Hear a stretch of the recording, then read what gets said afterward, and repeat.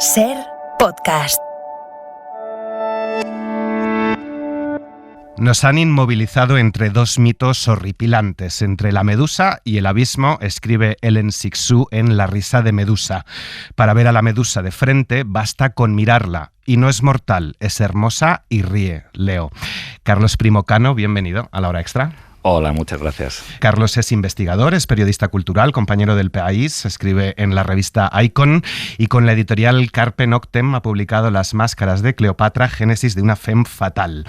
La risa de Medusa es uno de los ensayos que te inspiró para escribir el tuyo, que está basado en tu tesis y que es la primera parte de una trilogía sobre Cleopatra, Salomé y Judith. Cleopatra es un tema apasionante para escritores, para artistas, leemos en este ensayo, que tienen en común estas tres mujeres, cuatro si añadimos a María Antonieta. ¿Por qué te dio por ahí? ¿De dónde surge la idea de esta tesis y el publicarla después? Bueno, en realidad la tesis surgió a partir de un interés por la época. A mí me ha interesado siempre mucho los movimientos artísticos y literarios que suceden al mismo tiempo que grandes hitos culturales. Entonces, toda esta órbita de lo que llamamos el modernismo, que en España lo llamamos modernismo, en otros países tiene otros nombres, que es un poco esa mezcla del simbolismo, orientalismo, decadentismo, un montón de pequeños movimientos, de pequeñas escuelas que confluyeron a finales del 19, principios del 20, siempre ha estado un poco, no dejado de lado, porque hay nombres muy conocidos como Rubén Darío, Manuel Machado y demás, pero sí que es cierto que hay un montón de escritores, de autores, de artistas que trabajaron dentro de toda esta órbita, que tuvieron mala suerte de coincidir, pues yo que sé, con Galdós o con la generación del 98, y a mí me interesaba hablar de esos escritores, hablar de esos movimientos un poco marginados por la historia de la literatura y hablar de ello en relación con el arte, con las artes plásticas. Así que bueno, esta figura de la femme fatale me pareció un arquetipo interesante para explotar y bueno, realmente Judith y Salomé vienen casi de la mano, son las dos grandes decapitadoras de la historia, bueno, en este caso de la Biblia. El caso de Salomé era fundamental porque realmente la Salomé de Oscar Wilde es la obra en torno a la que orbitan todas estas figuras, es la obra más influyente. Y incluso, por ejemplo, a la hora de hablar de Cleopatra, me he encontrado con muchas recreaciones de Salomé indirectas. Y bueno, y Cleopatra, pues un poco por completar esa tríada y también porque me pareció muy interesante cómo esta figura que para mí pertenecía, aparte de a la historia, a la cultura pop, al cine. Yo recuerdo, la primera Cleopatra que recuerdo es la de Asterix, o sea que la de los dibujos animados de Asterix mucho antes. Y bueno, y me llamaba la atención ver cómo todo ese mito que yo había tenido presente desde pequeño de una forma casi inconsciente, realmente hundía sus raíces en toda esta época del romanticismo, el romanticismo negro, el simbolismo, que era una época que me parecía fascinante. Vamos a explicar qué es eso de la femme fatale.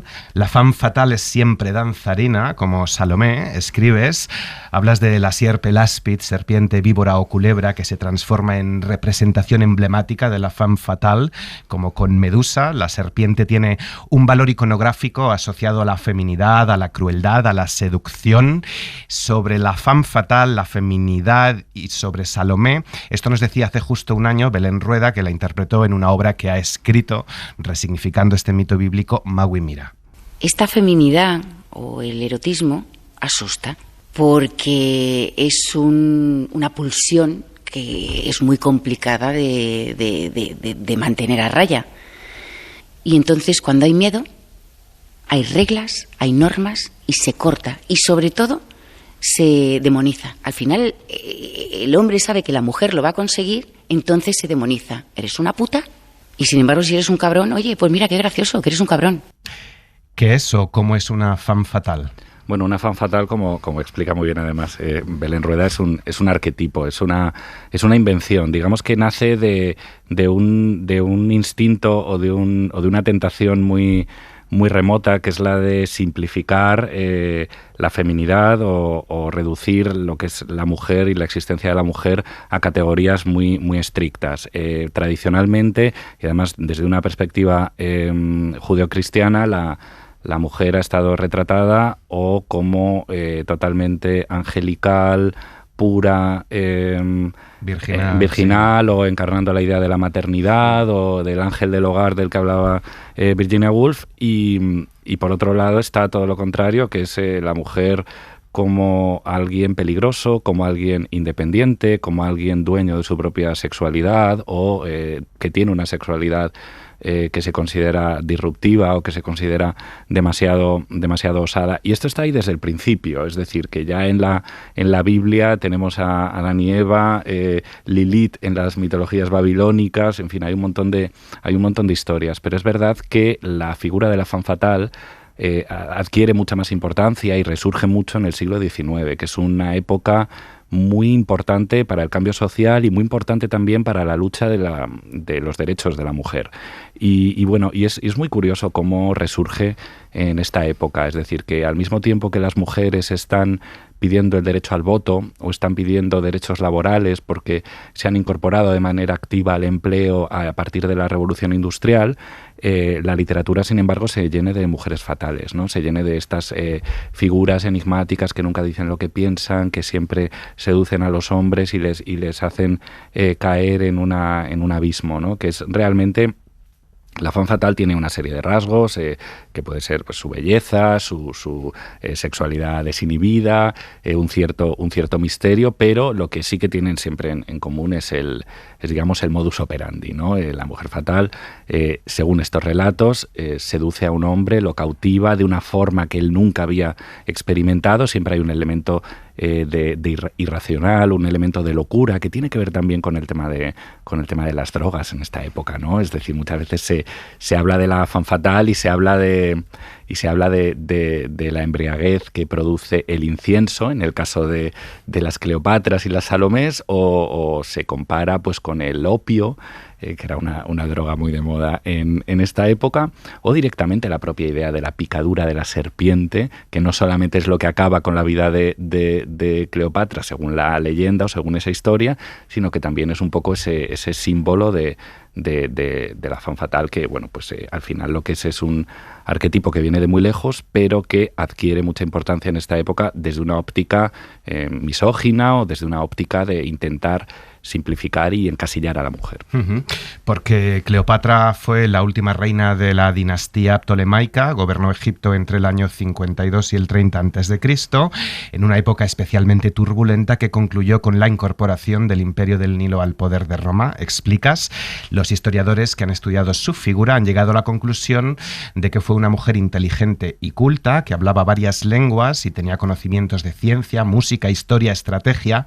¿Esto es todo lo que podemos afirmar de la vida y persona real de Cleopatra y el resto es una construcción? Bueno, se pueden afirmar muchas cosas. Lo que pasa es que sí es cierto, a ver, frente a otras figuras históricas es cierto que tenemos muchos datos de Cleopatra porque se escribió mucho sobre ella poco después de su muerte. El tema es que no sabemos exactamente cuál era la motivación de todo eso que se escribía. Al fin y al cabo era la reina de un imperio que había sido derrotado por Roma, que había sido incorporado a sus provincias. Además era una figura problemática porque realmente en aquella época en que Roma tenía un poderío militar y estratégico fundamental, pues hay que pensar que esta reina de un reino poderoso pero remoto hizo dar más de un traspié a César y a Marco Antonio, que eran dos prohombres de Roma. Entonces, bueno, había que adornar un poco la historia y lo interesante es como desde muy pronto, ya desde la época de Plutarco, que escribe la vida de Antonio dentro de sus vidas paralelas, ya la historia de Cleopatra es la historia tal y como la conocemos ahora. Están todos los elementos, están todas las excentricidades, todas estas descripciones de lujo, de parafernalia, de perversidad, los venenos, la muerte también de ella por su propia mano antes de ser paseada como prisionera de guerra por Roma.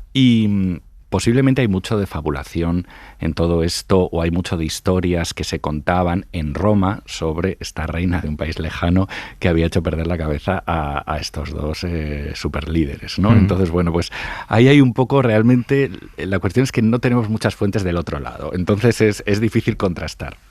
Sobre la construcción del mito, el mito está ligado, lo adelantabas, a una época muy particular que has querido analizar, ligado además a dos movimientos, el romanticismo gótico y el orientalismo.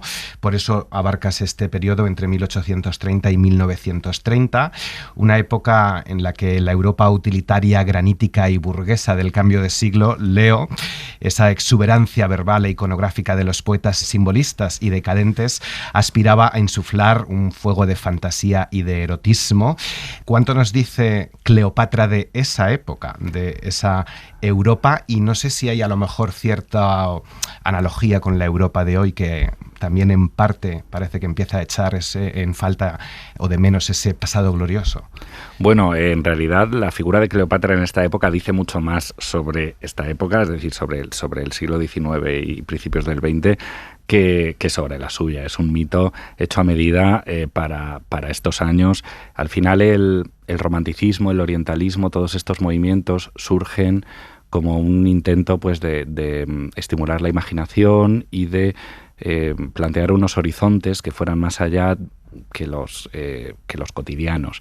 Hay que pensar, pues eso, que era una Europa industrializada fundamentalmente, donde las ciudades habían crecido mucho, donde la vida cotidiana se había transformado enormemente, las condiciones de vida en algunos casos eran mejores, en otros eran peores, los obreros hacinados en los barrios y demás, y bueno, digamos que había muchos artistas de su época, principalmente artistas de clase más o menos privilegiada, que consideraban que era una época muy vulgar, muy fea, muy poco inspiradora, y que se había perdido todo un mundo que era el anterior a la Revolución Industrial. Entonces, bueno, de ahí viene un poco toda esta nostalgia por lo preindustrial, que en la literatura va desde por la recuperación de la literatura popular y de los cuentos y las leyendas. El caso de Bécquer, por ejemplo, en España lo tenemos muy presente, pero bueno, llega incluso hasta Lorca, ¿no? O sea, llega incluso, ahí hay toda una línea. Cleopatra es muy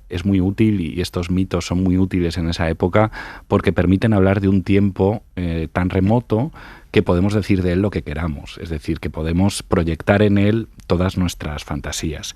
Y los autores de esta época proyectaban sus fantasías, por ejemplo, sus fantasías estéticas, hacían unas descripciones del Egipto tolemaico que posiblemente tenían muy poco que ver con el Egipto tolemaico. Hace poco veía en el Museo del Prado una pintura de Juan Luna, un pintor filipino del siglo XIX, que es una muerte de Cleopatra, que bueno, el decorado es que parece casi un parque temático, o sea, está lleno de elementos, de jeroglíficos, de esfinges, de todo mezclado, y bueno, era muy fácil proyectar en el pasado ese mundo como de belleza, lujo, sensualidad, exuberancia, que creían que se había erradicado totalmente en esta Europa de las fábricas. Y del mismo modo, pues todos estos fantasmas misóginos se encuentran ahí muy buen acomodo, porque también es fácil imaginar a las mujeres de otro tiempo y de otro mundo como mucho más estimulantes eróticamente que las de su tiempo. Entonces, bueno, pues un poco es todo una fantasía en el fondo. Recoges numerosos textos sobre Cleopatra, también un montón de pinturas que podemos además ver en el libro. Cleopatra pasa a formar parte de la cultura popular incluso antes del cine. ¿El cine recoge también al final ese imaginario, esa carga literaria? Sí, el cine recoge una multitud de relatos que habían circulado sobre Cleopatra desde hacía muchísimo tiempo. De hecho, la línea, digamos, de transmisión de Cleopatra, de la historia de Cleopatra, tenemos a Plutarco, y Shakespeare lee una traducción de Plutarco y escribe su tragedia Antonio y Cleopatra, que es una influencia enorme y es, digamos, la vía por la que las narraciones acerca de Cleopatra siguieron presentes en Europa durante toda la Edad Moderna. Todas estas versiones y todas estas historias, es verdad que en el siglo XIX se multiplican. Hay que pensar en que, por ejemplo, la prensa ilustrada del siglo XIX, la prensa que se consideraba prensa femenina o antecesora de la prensa femenina, que era en unas revistas, todas estas revistas del Mercurio de las Damas, el Correo de las Damas, tal, eran revistas que tenían siempre pues un grabado de una ruina de alguna parte del mundo, un consejo de moda o de belleza y un pequeño episodio histórico. En esos pequeños episodios históricos casi siempre aparecía alguna Cleopatra, ¿no? Alguna historia un poco recocinada a partir de elementos que venían de muchas fuentes. Y todo esto acaba convirtiendo a Cleopatra en un personaje de la cultura popular. Es decir, cuando empiezan ya las primeras Cleopatras cinematográficas, que empiezan en el cine mudo, en la década de 1910, hacia 1915 y 17, el público sabía perfectamente de lo que le estaban hablando, porque era un personaje que lo había visto en el teatro, que lo había visto en los espectáculos de variedades y en los cabarets, que lo habían utilizado para venderle jabones, cigarros y casi cualquier producto que indicara refinamiento, y claro, es uno de los primeros mitos que pasan al cine, incluso antes de que hubiera estas superproducciones que luego serían tan conocidas como la de Liz Taylor y demás. I am Marcus Antonius. I know who you are. What are you at the moment? Envoy of Rome, proconsul of all the Roman Empire to the east of Italy. An impressive title. Worthy, perhaps, of a private audience. Without a treaty of alliance with Egypt, you could not hold the territories under your command. True? Possibly. Then, Lord Antony, you come before me as a suppliant. If you choose to regard me as such. I do. You will therefore assume the position of a suppliant before this throne. Como experto en moda, ¿cómo ha marcado la moda también tu escritura y cómo han evolucionado las revistas de moda hoy desde aquellas que mencionabas? Bueno, he intentado que la parte de moda no colisionara demasiado con todo esto, pero sí es cierto que un poco ya a posteriori, reflexionando sobre estos temas, por ejemplo, es muy interesante cómo todo este auge de Cleopatra coincide en Europa con el Art Deco. Con el Art Deco, que además tenía una influencia egipcia, entre otras muchas, pero esta idea de las líneas rectas y demás. En España es que no tenemos grandes ejemplos arquitectónicos. Hay por ahí tiendas, de repente una tienda de bombones o que sí que tienen esfinges y cosas así, pero es verdad que, por ejemplo, en Francia fue omnipresente. Hay todavía cines y teatros de inspiración egipcia.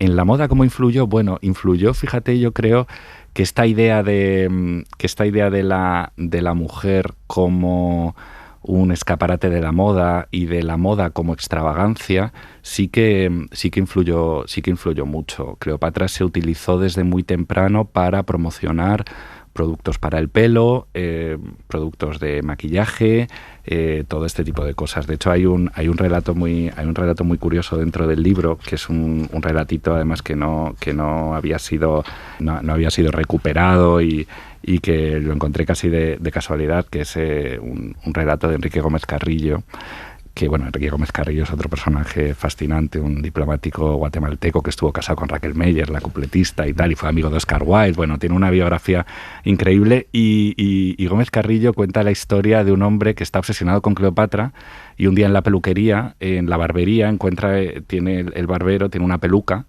y él, por algún extraño motivo, se obsesiona con que esa es la peluca de Cleopatra, ¿no? Y es muy interesante como ese diálogo y como de repente, pues bueno, quien quiere ver Cleopatra las ve en cualquier sitio, ¿no? Así que sí que tuvo importancia. Luego ya si nos fuéramos a la moda, pues por supuesto, hasta Galiano, ¿no? Tiene un desfile de alta costura inspirado en Egipto, donde hay unas cuantas Cleopatras. ¿Cuándo y por qué se produce el agotamiento del mito?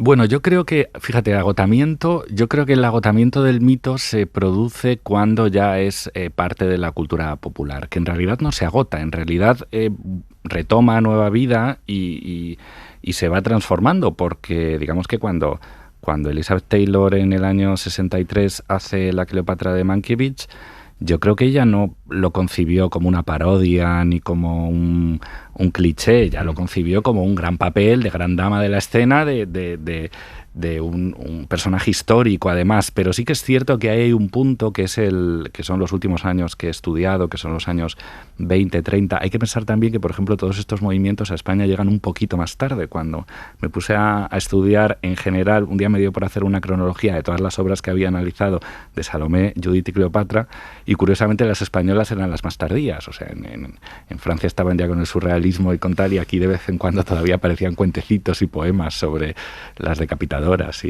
y demás, pero bueno, el agotamiento viene cuando ya se convierte en algo tan conocido que todo el mundo sabe lo que es, que se ha convertido en un cliché y que por tanto se puede utilizar para cualquier cosa. Entonces yo creo que para mí ese agotamiento sí que tiene que ver con ese momento en el que Cleopatra se convierte en un pretexto publicitario, se convierte en una escena más de las revistas musicales o aparece dentro de la cultura popular, lo cual es paradójico porque es un momento de muchísima popularidad, pero es verdad que el mito, digamos, en su complejidad se va agotando y luego ya lo que hay son reescrituras de mitos anteriores. ¿Escribían las mujeres sobre Cleopatra? Sí. La parte pictórica ya ha sido más complicado, porque como hemos contado muchas veces en este programa, las mujeres en el arte han sido siempre las grandes olvidadas. ¿Cómo ha sido ese proceso de documentación? ¿Te ha dado rabia no encontrar a tantas mujeres como nos gustaría? Pues me ha dado rabia, sí, porque bueno, también me llevé una gran sorpresa cuando encontré la novela de Rachel, que he comentado que Rachel es una escritora fascinante de francesa que publica una novela con un título espantoso, La hora sexual, que habla de un hombre tan obsesionado con Cleopatra que encuentra a una chica que se prostituye en la calle y él está obsesionado con que ella es Cleopatra y la intenta transformar y ella se revela y tal. Es una novela que es exactamente una descripción de lo que es el mito de la femme fatale con todas sus dobleces.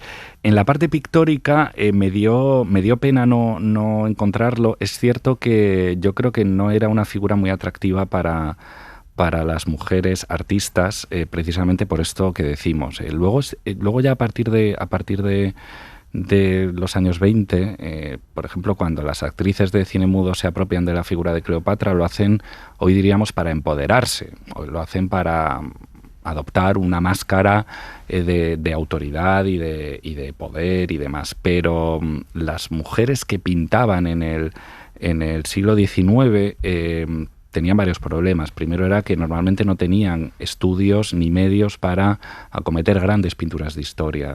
Las pinturas de Cleopatra entran dentro de la categoría en el siglo XIX de la pintura de historia, que eran pinturas muy monumentales, que exigían dinero, que exigían tiempo, que exigían talleres muy amplios y que luego exigían también poder venderse a un precio acorde. Digamos que eran productos muy lujosos dentro del mercado del arte. Y las mujeres en la pintura, por desgracia, en el siglo XIX, estaban restringidas a formatos y temas mucho más domésticos. Esto lo ha estudiado muy bien Estrella de Diego en aquel libro mítico de la mujer en el XIX español.